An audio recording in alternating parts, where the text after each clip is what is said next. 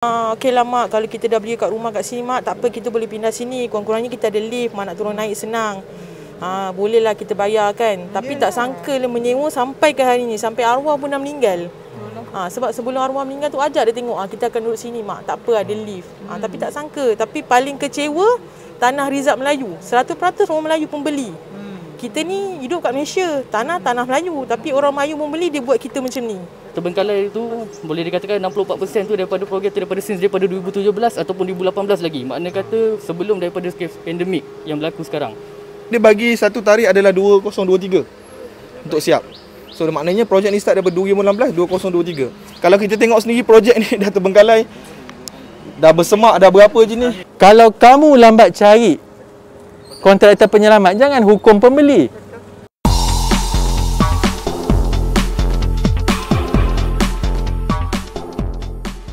Bismillahirrahmanirrahim. Assalamualaikum warahmatullahi wabarakatuh. Terima kasih kepada pembeli-pembeli yang datang bersama pada petang ini untuk kita meninjau rumah Prima Melaka Tengah 2, yang mana tadi kita telah mendengar beberapa pandangan daripada wakil-wakil pembeli. Petang ini saya hadir dengan YB Rusnah, Ahli Parlimen Tangga Batu, dan juga Datuk Halim selaku pengurusi keadilan Melaka secara perasan dan lain-lain lah. Tapi isu hari ini adalah soal rumah Prima Melaka Tengah 2. Saya mula-mula kenal dengan saudara Syahrul ni hanya melalui komen di YouTube dan juga Facebook, yang mana beliau hantar komen untuk menarik perhatian saya mengenai isu rumah ini. Jadi saya turun ke sini sebab di Johor Bahru ada satu kes rumah Prima terberau yang lambat ataupun lewat. Dia tak terbengkalai macam ni, dia tak ada kontraktor penyelamat, tapi isunya masih ada iras-iras isu Prima. Antaranya adalah soal penukaran tarikh siap ni dianjakkan ikut selera mereka. Tak ada bincang dengan pembeli, tak ada umum apa, sedar-sedar dia dah pindah tarikh. Tapi perkara yang di sini ni sebenarnya lagi serius sebab dilihat bahawa kontraktor asal tu dah cabut lagi. Dan alasan sehingga kini kontraktor penyelamat tu masih belum dilantik. Berdasarkan maklumat yang kita berbahas dalam parlimen, untuk rekod bagi peringkat saya, memang sejak saya jadi ahli parlimen saya bertanya soalan Prima ni, mula dengan soalan yang asas. Mula-mula dia kata tiada projek Prima yang tertangguh ataupun terbengkalai bila tukar kerajaan. Itu jawapan manis di dalam parlimen lah. Kemudian jawapan tu semakin bertukar dan bertukar. Kalau YB Rusnah pun perhatikan jawapan terbaru oleh YB Menteri pada penghujung tahun lepas, persidangan parlimen yang terakhir, bila isu Prima ni timbul, dia hanya menjawab soal pemaju yang diberikan pampasan. Sebab apa? Banyak projek-projek Prima ini bila dinilai, dia ada yang terpaksa dibatalkan. Sebab dia kata mungkin tak dapat teruskan, tak ada yang beli dan sebagainya. Jadi ada sekelompok besar projek ini dibatalkan. Yang sebenarnya saya rasa marah kalau tengok video saya sebelum ini pun, pemaju ni semua dapat pampasan. 17 pemaju yang dibatalkan projek ini dah terima 171 juta secara keseluruhannya. Untuk 17 pemaju ni mereka dapat 170 juta. Jadi isu kewangan sebenarnya dihadapi oleh pembeli-pembeli. Tapi yang jadi memang kita rasa marah, yang saya sendiri rasa terkesan, sebab yang mendapat pampasan ni bukannya pembeli biasa. Pembeli dah start bayar progressive payment. Tapi yang dapat pampasan sekarang pemaju yang tak boleh teruskan projek. Mungkin betul dia terpaksa keluarkan modal buat projek dibatalkan, tetapi pembeli pun keluar modal. Yang kedua yang kita kena berhati-hati selepas ini, kalau ikut yang kita kena teliti, yang saya kalau boleh, saudara Syahrul boleh bantu saya, kebiasaan bila sesebuah projek itu hendak dimulakan, dia ada tempoh pembinaan. Dan dia ada anggaran untuk tempoh siap, selalunya 3 tahun. 36 bulan, you lancar, you patut siap pada tarikh yang telah ditetapkan. Tapi bacaan saya di banyak projek-projek Prima, bila dah saya teliti ini, pelancaran tu dibuat berkali-kali. First batch dah lancar, kemudian macam yang hari ni rata-rata masuk agreement 2018-2019. Seolah-olah projek tu akan siap 2019-2020. Masalahnya sekarang, bila tarikh siap itu dipindah, dia akan tukar tarikh 2023 yang terbaru ni dah tukar 2023. Progressive payment yang kita dah start bayar ni akan terus dibayar sampai habis lah, maksudnya sampai habis hutang. Progressive payment ni tak kurangkan modal pinjaman. You sebenarnya bayar bunga, you bayar interest. Jadi you hanya bayar sehingga sampai you dapat rumah, baru you start bayar loan in total. Jadi sekarang ni you hanya bagi untung kepada bank lah, bagi bayar bunga. Cuma bila tarikh ini ditukar berkali-kali, kesannya kepada pembeli yang masuk agreement awal, saya risau nanti dia akan nafikan hak tuntutan bayaran lambat ataupun LAD ni, pampasan kepada pembeli. Yang dia gunakan alasan di rumah prima terberau, ketika tempoh PKP ataupun COVID-19 ini, ada satu ruang akta yang diumumkan, yang dilepaskan kat Parlimen tu baru-baru ini, iaitu kepada kuasa menteri. Kalau menteri berpuas hati, LAD itu boleh dikecualikan. Tak payah tanya pembeli, you berpuas hati ke tidak. Dia rasa berpuas hati, dia boleh bagi pelepasan LAD kepada pemaju daripada membayar kepada pembeli. Jadi untuk Prima Melaka Tengah 2 ini, kerisauan saya satu, saya rasa pandangan pembeli tadi 2023 pun belum tentu boleh siap.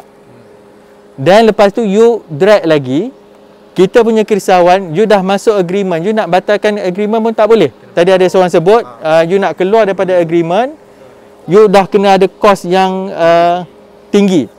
Jadi you start bayar. Jadi dia macam steroid. Dia dah start bayar untuk tahun ni 300 lebih, okey, 300 lebih. Kalau drag sampai 5 tahun, you dah bayar berapa banyak tu. Silat-silat loan you patut dah boleh tinggal 80%, tapi kita duk bayar bunga. Jadi sekarang ni saya rasa isu pokoknya dia kata alasan tiada kontraktor penyelamat lagi. Jadi yang ini saya ambil maklum. Ini adalah isu yang kita kena angkat bersama. Dia sekarang mengatakan tiada lagi kontraktor penyelamat. Yang saya nak sebut hari ini, itu bukan masalah pembeli. Itu sebenarnya masalah antara pemaju dan juga masalah KPKT. Kalau kamu lambat cari kontraktor penyelamat, jangan hukum pembeli. Yang sekarang ni projek pemaju KPKT tak ada masalah. Dia terbengkalai, dia tak ada rugi apa. Yang akan masuk ni, ya, dia akan start kontrak lepas ni. Yang tengah rugi sekarang ni, pembeli. Masalah yang lebih besar untuk pihak ahli parlimen sekarang, dia tutup parlimen. Dia kena faham, you nak gaduh politik, gaduh. Memang saya pun suara, yelah, vokal semua. Tetapi isu penduduk, isu rakyat ni, tak ada tempat nak bercakap. Tak ada tempat you nak bawa jumpa menteri. Bagi saya, masalah bila parlimen tutup ini, kita kena cari jalan supaya menjadi satu isu yang besar kepada pihak kementerian, pihak yang berkuasa, pihak menteri. Okey, sebab apa? Kita rakyat biasa memang kita ada macam-macam masalah. Masalah COVID, masalah ekonomi, masalah hilang pekerjaan, masalah barang tengah naik mahal. Minyak masak pun dah naik sampai berapa puluh ringgit ni. Memang naik tinggi. Harga minyak pun dah maksimum RM2.05 ni dah maksimum dia punya hard shilling dia. Yang saya kena minta bantuan para pembeli rumah Prima Melaka Tengah 2 ini, jadikan ini satu isu yang sangat besar. Bagi saya isu sangat besar. Kita berkeluarga, ada yang sebenarnya sampai terpaksa niat asal tu ditangguhkan terus. Yang kita nak beli untuk orang tua kita pun dah tak ada. Soal yang belum ada anak, sekarang dah ada anak. Make it a very big issue, sebab kalau tidak, tekanan ini tidak dirasai, dan saya risau.